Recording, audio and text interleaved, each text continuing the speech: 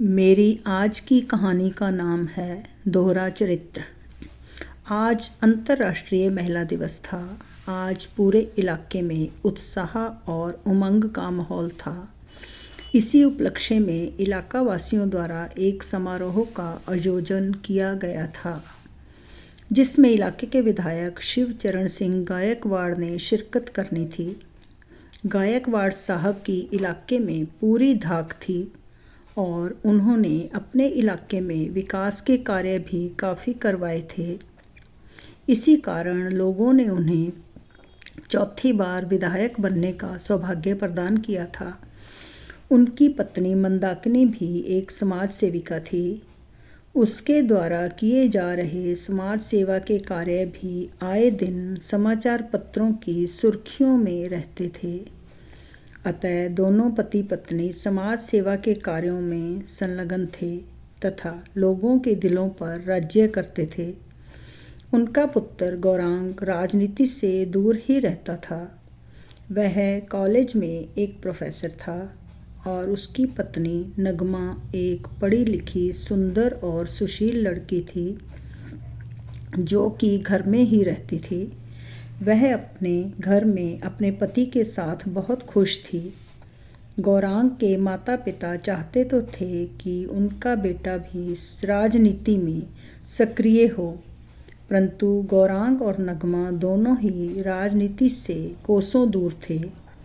गौरांग माता पिता के विरुद्ध ना तो कुछ कह सकता था और ना ही कुछ कर सकता था। शहर में 11 बजे प्रोग्राम शुरू होना था। बहुत बड़े बड़े महानुभाव पधारने वाले थे। काफ़ी अच्छे अच्छे वक्ताओं ने महिला दिवस पर महिला सशक्तिकरण पर अपने अपने विचार प्रस्तुत करने थे। काफ़ी बड़ा पंडाल सजाया हुआ था। आसपास के लोग भी काफ़ी बड़ी संख्या में वहाँ सुबह से ही पहुँचने आरंभ हो गए थे। महिला शक्ति और कॉलेज के छात्र छात्राओं का उत्साह तो देखते ही बनता था। सरकारों द्वारा महिलाओं की उन्नति के लिए किए गए कार्यों और किए जाने वाले कार्यों की घोषणाएं होनी थी। विधायक जी के पहुंचने से पहले खूब भाग दौड़ लगी हुई थी। कोई मंच पर कुर्सियां सजा रहा था तो कोई साउंड सिस्टम को चेक करने में लगा हुआ था। पार्टी के सदस्य पंडाल में पूरा प्रबंध देख रहे थे। कोई कालीन बिछा रहा था तो कोई कुर्सियों की कतारें देख रहा था। महिलाओं और पुरुषों के बैठने का अलग अलग प्रबंध था। 11 बजे तक लोग अपना अपना स्थान ग्रहण कर चुके थे। सभी की आंखें गेट की तरफ थी कि कब शिवचरण सिंह जी गायकवाड़ और उनकी पत्नी मंदाकिनी जी इस सभा की शोभा बढ़ाएं। प्रतीक्षा की घड़ियां समाप्त हुई। विधायक साहब की गाड़ी आ गई।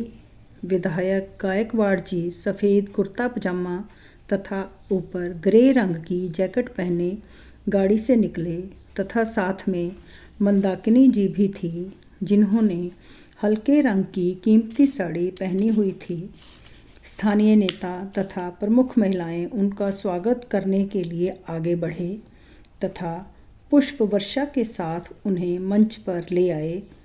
मंच पर उन्हें फूल मालाएं पहनाकर तथा पार्टी चिन्ह के बैज लगाकर सम्मानित किया गया तथा उन्हें बैठने के लिए विशेष कुर्सियां प्रदान की गई। प्रमुख नेतागण उनके साथ मंच पर विराजमान हो गए। बाहर से आए गण्यमान्य व्यक्तियों तथा प्रमुख वक्ताओं को भी मंच पर ही बैठाया गया। कुछ समय में ही मंच संचालक ने कार्यक्रम शुरू करने की अनुमति मांगी। सबसे पहले सन्यासी वेशभूषा में एक वक्ता को अपने विचार पेश करने के लिए निवेदन किया गया। उसने भारत के प्राचीन काल के बारे में बताया कि औरतों को शुरू से ही सम्मान की दृष्टि से देखा जाता था। दुर्गा शक्ति का वर्णन किया तथा बताया कि युद्ध में भी राजाओं के साथ रानियां भी भाग लिया करती थी। कॉलेज की प्रिंसिपल साहिबा ने अपने विचारों में प्रस्तुत किया कि स्त्री के बिना घर परिवार तो क्या देश चलना भी मुश्किल है। उन्होंने स्त्री शिक्षा पर बल दिया। इस प्रकार सभी ने अपने अपने विचार प्रस्तुत किए। सभी वक्ताओं ने अपने वक्तव्य में नारी सम्मान और महिला सशक्तिकरण पर विशेष बल दिया। आर्यकाल में नारी का कितना सम्मान था, परंतु अब नारी को अपने सम्मान के लिए समाज से लड़ना पड़ता है, जबकि नारी अबला नहीं सबला है। उसके बिना पुरुष अधूरा है, परंतु पुरुष सिर्फ अपने पौरुष के बल उसे प्रताड़ित करने में कोई कसर नहीं छोड़ता, फिर चाहे स्त्री हर क्षेत्र में उसके साथ कंधे से कंधा मिलाकर ही नहीं बल्कि उससे भी कहीं आगे निकलने का दम रखती हो। यह बात अलग है कि पुरुषों की अपेक्षा उसे मौके कम मिलते हैं। फिर मंदाकिनी जी ने अपने विचार प्रस्तुत किए। उन्होंने कन्या भ्रूण हत्या के विरुद्ध लोगों को जागृत किया और एक जन आंदोलन चलाने के लिए प्रेरित किया। अंत में विधायक शिवचरण सिंह जी गायकवाड़ का भाषण था। उन्हें बड़े आदर के साथ मंच पर आमंत्रित किया गया। ज्यों ही वे उठे, लोगों ने तालियों की गड़गड़ाहट के साथ उनका अभिनंदन किया। उन्होंने संपूर्ण मातृशक्ति को बड़े आदर के साथ संबोधित किया व सम्मानपूर्वक अभिवादन किया तथा अपना भाषण शुरू किया। शिवचरण सिंह जी कहने लगे कि यह सत्य है कि देश के विकास में नारी जाति के योगदान को झुठलाया नहीं जा सकता। नारी के बिना देश में विकास की कल्पना भी नहीं की जा सकती है। नारी ममता, क्षमा और दया की मूर्ति है। अतः जो काम पुरुष नहीं कर सकता, वह काम करुणामयी रूप में नारी सहजता से ही संपन्न कर लेती है और आवश्यकता पड़ने पर नारी दुर्गा रूप धारण करके बड़ी से बड़ी विपदा से भी लड़कर आगे बढ़ जाती है। देश को नारी जाति पर गर्व है। हमारी सरकार ने महिला सशक्तिकरण के लिए अनेक कदम उठाए हैं। नारी शिक्षा को पूर्ण रूपेण निःशुल्क कर दिया है। एक लड़की के पैदा होने पर सरकार की तरफ से 50,000 रुपये की राशि जमा करवा दी जाती है और वयस्क होने पर ही वह पैसे डाक खाने से लड़की को मिल सकते हैं। गर्भवती औरतों के लिए पौष्टिक आहार और दवाइयों की सुविधा देना सरकार का उत्तरदायित्व है। सरकारी अस्पतालों में प्रसव की निःशुल्क सुविधा दी जा रही है। जहाँ तक संभव हो सका है, हमारी सरकार ने कन्या भ्रूण हत्या को पूरी तरह से कंट्रोल कर लिया है। कोई भी नागरिक गर्भ में पलने वाले भ्रूण को लड़की होने की सूरत में नष्ट नहीं करवा सकता। ऐसी जांच करना और करवाना कानूनी अपराध है। ऐसा अपराध करने वालों के लिए सरकार की तरफ से कठिन दंड निर्धारित किया गया है। महिला की सुरक्षा का उत्तरदायित्व भी सरकार का है। हमारी सरकार इस उत्तरदायित्व को भली भांति निभा रही है। आज महिला दिवस के मौके पर मैं यह बताने में गर्व महसूस कर रहा हूँ कि हमारी सरकार ने सभी प्रकार की नौकरियों में भी महिलाओं के लिए 50% पद आरक्षित कर दिए हैं। तालियों की आवाज़ से सारा पंडाल गूंज उठा। इतना ही नहीं, देश की सुरक्षा के लिए, सेना के उच्च पदों के लिए और देश को चलाने के लिए अपना योगदान देने में भी महिलाओं के लिए आरक्षण किया गया है। इतना कहकर विधायक महोदय ने अपना स्थान ग्रहण किया। इतने में बड़ी शीघ्रता से एक औरत भीड़ को चीरती हुई मंच पर उपस्थित हुई। वह कोई और नहीं, विधायक साहब की पुत्रवधू नगमा थी। उसने भी अपने विचार पेश करने के लिए मंच संचालक से अनुमति मांगी। मंच संचालक ने सहर्ष उसे अनुमति प्रदान कर दी। शिवचरण सिंह गायकवाड़ और मंदाकिनी भी बहुत खुश हुए। उसने अपना भाषण महिला दिवस की बधाई देते हुए शुरू किया। उसने अपने सास ससुर द्वारा महिलाओं के उत्थान के लिए किए जा रहे कार्यों की भूरी भूरी प्रशंसा करते हुए अपने विचार व्यक्त करने शुरू किए। उसने कहा कि यह बहुत अच्छी बात है कि सरकार महिलाओं के उत्थान के लिए वचनबद्ध है, परंतु इस सारे विकास कार्य का आरंभ पहले हम अपने घर से करें तो अच्छा है। उसके बाद समाज और प्रदेश की तरफ ध्यान दें, तभी हमारा देश उन्नति कर सकता है। सबसे पहले हमें अपने घरों में बेटियों और पुत्रवधुओं को स्वतंत्रता देनी चाहिए व उनका सम्मान करना चाहिए। बेटी को भी बेटे के समान आगे बढ़ने के अवसर प्रदान करने चाहिए। कन्या भ्रूण हत्या को रोकना सरकार का पहला कर्तव्य है, परंतु हमारे देश के नेताओं को सबसे पहले अपने घर में कन्या भ्रूण हत्या पर रोक लगानी चाहिए। पहली लड़की होने पर मुझे बहुत प्रताड़ित किया गया व मुझे मायके भेजने की धमकियां भी दी गई। मुझ पर तलाक देने का दबाव भी बनाया गया।